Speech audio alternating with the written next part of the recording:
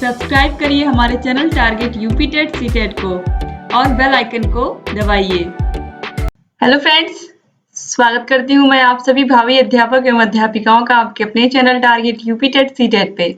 दोस्तों, हम लोगों ने पर्यायवाची शब्दों की सीरीज बनाई है जिसमें हम लोगों ने फर्स्ट पार्ट बनाया था जिसको आप लोगों ने बहुत पसंद किया। दोस्तों, मैंने फर्स्ट पार्ट में कहा था कि अगर आप लोग सेकेंड पार्ट बनाने के लिए कहेंगे तो मैं सेकेंड पार्ट भी बनाऊंगी। तो दोस्तों, आज मैं सेकेंड पार्ट आप लोगों के कथनानुसार लेकर के आई हूँ। आप में से बहुत सारे प्रशिक्षुओं ने कमेंट के माध्यम से मुझसे कहा था कि मैम प्लीज पर्यायवाची शब्दों का सेकेंड पार्ट भी बनाइए। तो चलिए देखते हैं। यहाँ पर देखिए, जंगल, जंगल के कौन कौन से पर्यायवाची होते हैं? वन, अरण्य, कानन, विपिन। यानी कि हम जंगल को वन भी कह सकते हैं, अरण्य भी कह सकते हैं, कानन भी कह सकते हैं, विपिन भी कह सकते हैं। पर्यायवाची शब्दों का मतलब ही यही होता है कि उनको हम कितने विभिन्न तरीकों से उनका अलग अलग जगह पर उपयोग कर सकते हैं। देखिए, जैसे पत्थर को हम पाषाण, प्रस्तर, उपल या पाहन के नाम से भी जानते हैं।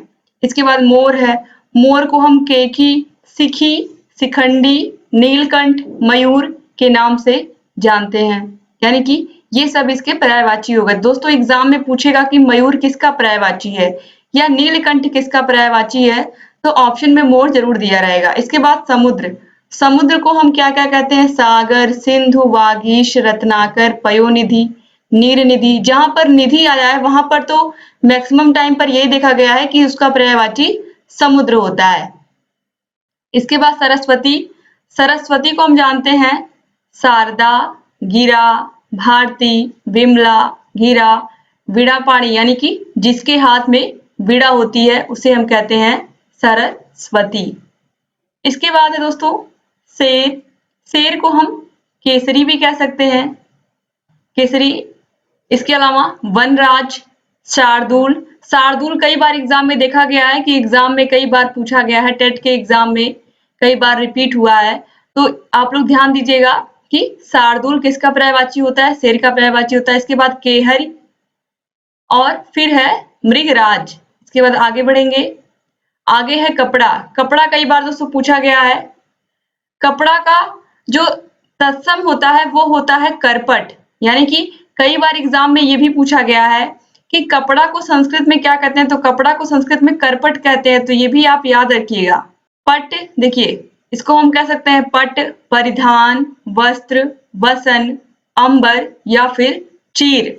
महाभारत में चीर हरण एक प्रसंग है, तो यहाँ पर आप देखिए चीर मतलब भी वस्त्र होता है। तो इस तरीके से यहाँ पर आपने देखा कि कपड़े के कितने पर्यायवाची शब्द होते हैं अलग अलग।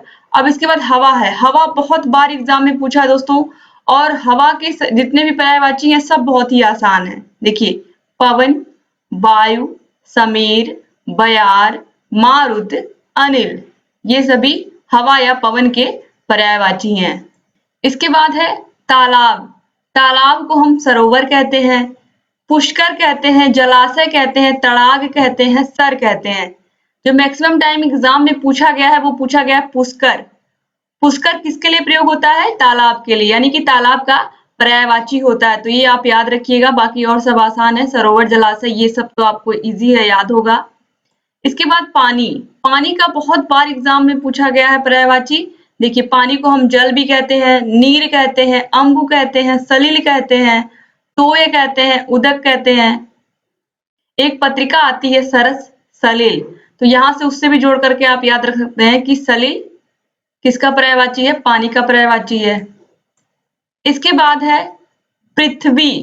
पृथ्वी को हम किन किन नामों से जानते हैं? दोस्तों, पृथ्वी बहुत ही इंपॉर्टेंट है। पृथ्वी का पर्यायवाची आप लोग बहुत ही ध्यान से देखिएगा। यहाँ पर जितने भी पर्यायवाची शब्द मैं बता रही हूँ ये सब आपके एग्जाम की दृष्टि से बहुत ही महत्वपूर्ण है। हम लोगों ने आपके हिंदी विषय में संधि पूरी पढ़ा दी। अगर आपने संधि नहीं देखा है तो दोस्तों उस वीडियो को आप लोग जरूर देखिएगा, क्योंकि सिर्फ 9 मिनट के वीडियो में आपको पूरी संधि पढ़ने को मिल जाएगी। बहुत ही शॉर्ट ट्रिक में मैंने बताया है।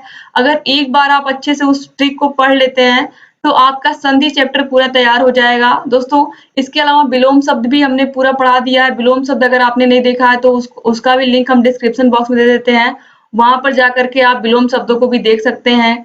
इसके साथ साथ दोस्तों हम लोगों ने आपके हिंदी विषय में जितने भी टॉपिक हैं लगभग सबको कवर कर लिया है। तद्भव स्तंभ भी हमने पढ़ा दिया है। अगर आपने उसका भी वीडियो नहीं देखा तो हम सभी वीडियोस की लिंक आपको डिस्क्रिप्शन बॉक्स में दे देते हैं।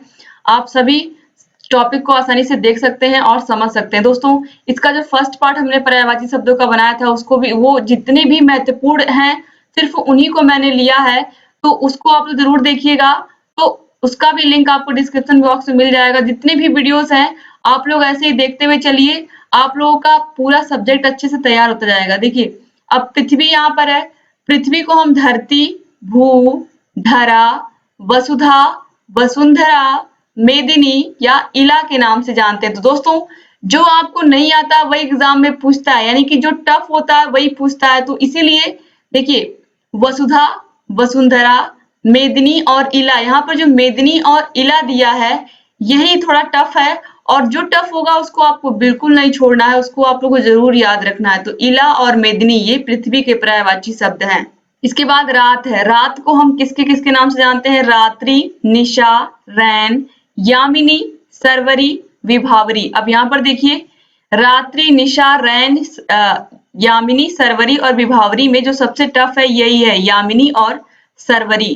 तो यहाँ पर इन दोनों को आप याद रखिएगा कि यामिनी और सरवरी ये रात या रात्रि के पर्यायवाची शब्द हैं। अब इसके बाद आगे बढ़ते हैं। देखिए, दिन, दिन को हम दिवस, दिवा, वासर के नाम से जानते हैं। तो दिन का भी कभी कभी एग्जाम में आ जाता है। देखिए, इसके बाद है कामदेव। कामदेव का पर्यायवाची बहुत बार एग्जाम में रिपीट हुआ है। देखिए, कामदेव को हम मदन, मनोज, मकरध्वज, मनसिज, मीनकेतु, यहाँ पर आप देखिए सभी नाम म से स्टार्ट हो रहे हैं। आप देखिए, मदन, मनोज, मकरध्वज, मनसिज, मीनकेतु। तो जो कामदेव के पर्यायवाची हैं आप इसको भी अच्छे से लर्न कर लीजिए। मकरध्वज और मीनकेतु कई बार एग्जाम में आया है, तो इसको आप लोग विशेष ध्यान दीजिएगा इस पर। अब इसके बाद आगे बढ़ते हैं। देखिए, इंद्र, इंद्र के पर्यायवाची शब्द कौन कौन से हैं? इंद्र को देवराज, इंद्र जी का नाम लेने से पहले देवराज इंद्र बोलते हैं, तो उसी से आप इसको याद रख सकते हैं। मेघ वाहन, आप सभी लोगों को पता है कि इनका वाहन मेघ है। पुरंदर, सचिपति, महेंद्र, ये सभी इंद्र के नाम है, इंद्र के नाम के पर्यायवाची हैं। और पुरंदर कई बार एग्जाम में आया है, तो पुरंदर विशेष रूप से आप ध्यान दीजिएगा और इसको जरूर लर्न कर लीजिएगा। और सची के पति थे इसलिए सचिपति भी इनको कहा जाता है, इनको महेंद्र भी कहा जाता है। तो ये सभी बहुत ही इंपॉर्टेंट थे जितने भी मैंने यहाँ पर बताया। अगर आप लोगों ने अभी तक फर्स्ट पार्ट को नहीं देखा है तो उसको जरूर देख लीजिएगा, और सेकंड पार्ट अगर आपको अच्छा लगा होगा तो आप लोग प्लीज कमेंट बॉक्स में कमेंट करके मुझे बताइएगा। अगर सेकंड पार्ट भी आपको अच्छा लगा होगा तो फिर थर्ड पार्ट भी मैं बनाऊंगी पर्यायवाची शब्दों का, और लगातार ऐसे ये सीरीज चलती रहेगी। और जितने भी इम्पोर्टेंट पर्यायवाची है वो सभी ऐसे ही मैं एक एक पार्ट ला करके पूरा समाप्त कर दूंगी। बस आप लोगों को अगर अच्छा लगा है तो प्लीज दोस्तों कमेंट बॉक्स में कमेंट करके मैं बताइएगा। और अगर आपको कहीं भी किसी भी प्रकार से प्रॉब्लम है, हिंदी विषय में कोई टॉपिक नहीं समझ में आ रहा है, तो आप लोग कमेंट बॉक्स में कमेंट करके बताइए। हम आपके सभी डाउट्स को भी क्लियर करेंगे और आपकी सभी समस्याओं का भी समाधान करेंगे। जहां भी किसी भी टॉपिक में प्रॉब्लम है मुझसे बताइएगा, और लगातार ऐसे ही हमारे चैनल से बने रहिए। अगर आपने अभी तक हमारे चैनल को सब्सक्राइब नहीं किया तो प्लीज सब्सक्राइब कर लीजिए और घंटी के निशान को जरूर दबा दीजिए, जिससे हम जो भी नई वीडियोस बनाते हैं उसका नोटिफिकेशन आपके पास टाइम से पहुंच जाए और आप हमारी सभी वीडियोस को देखें। उम्मीद करती हूँ कि आपको ये वीडियो अच्छा लगा होगा। अगर अच्छा लगा तो प्लीज वीडियो को लाइक कर दीजिए और अपने सभी फ्रेंड्स को इसको शेयर कर दीजिए। वीडियो पूरा देखने के लिए आप सभी लोगों का बहुत बहुत धन्यवाद। ऐसे हमारे चैनल से बने रहिए। जय हिंद दोस्तों।